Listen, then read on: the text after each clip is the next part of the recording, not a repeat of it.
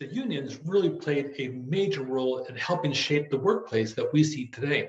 They had a whole series of legislation that they went and they lobbied in Washington, and a lot of it really had to be done. Here's some of the different things when it comes down to the Norris-LaGardy Act, which is significant, not so much today, but back in its day. Now, the NLRA still, even though it's passed in 1935, plays a very powerful role today.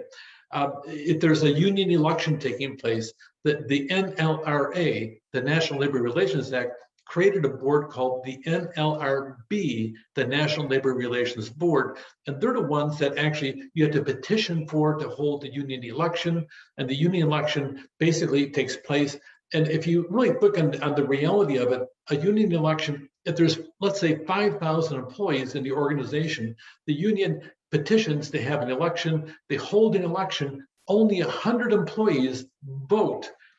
51 of them determine the actual decision of whether or not that union will represent all 5,000 employees. So it's the majority of the people that vote, not the majority of the employees in the process. So you'll see different aspects like that in labor law when it comes down to looking at that. And then also if they have a vote, it's called the ratification vote. And so you'll see whether or not they get approved or not as a union to represent them.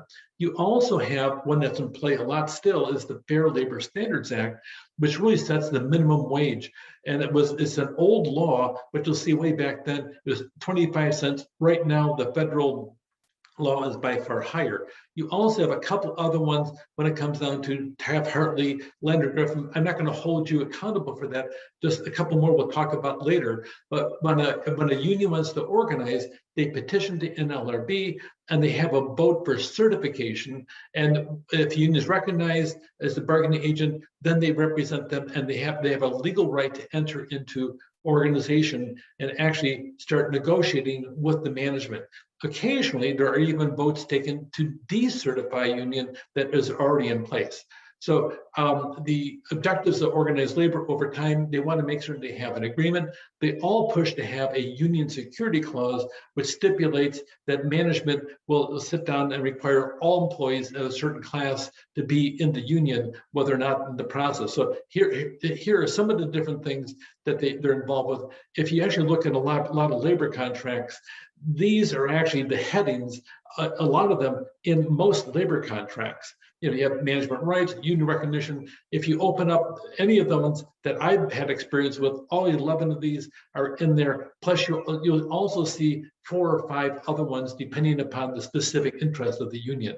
So that being said, unions, they wanted to sit down and have a closed shop agreement, a union shop agreement. So therefore, all the members had to be a union. That was outlawed previously. A lot of times we had another one involved where you had to be a member of the union to be in. And so we call these different things open shop or closed shop. But basically now we have a series of things called right to work laws, which is where right to work states give the workers the option to join or not join a union. At one point, there was another aspect of it, but it really came down to the laws as to if you were part of them, you could sit down and have the union represent your interests on collective bargaining, but not in politics, because unions were considered a political actor by the Supreme Court.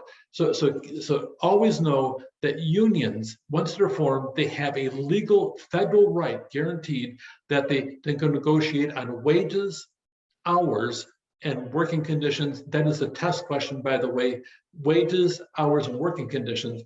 And a lot of things changed after a decision by the Supreme Court in Janus versus AFSCME in 2018 on a 5-4 opinion. It really required that employers that were requiring employees to pay what we call agency fees to the union were unconstitutional. So you have a choice to join a union or not. You do not have to join the union. The idea of a closed shop now is illegal according to the Supreme Court. So it really changed quite a bit. And you'll see here on the right to work laws as the different right to work states in the process. The light blue represents those that really are those that are very strong union states on top of that. And the dark ones are right to work states where you get to choose as you go through. So It dramatically affected union leadership. Janus versus ASME. Unions are responsible for a huge amount of legislation today, anywhere from child labor. They eliminated that. They also included time and a half after 40 hours. They also did an awful lot of work on the aspect of employee injury at work in the process as well. So you'll see unions played a huge historic role in helping vastly improve our workplace to make it much safer. Take care.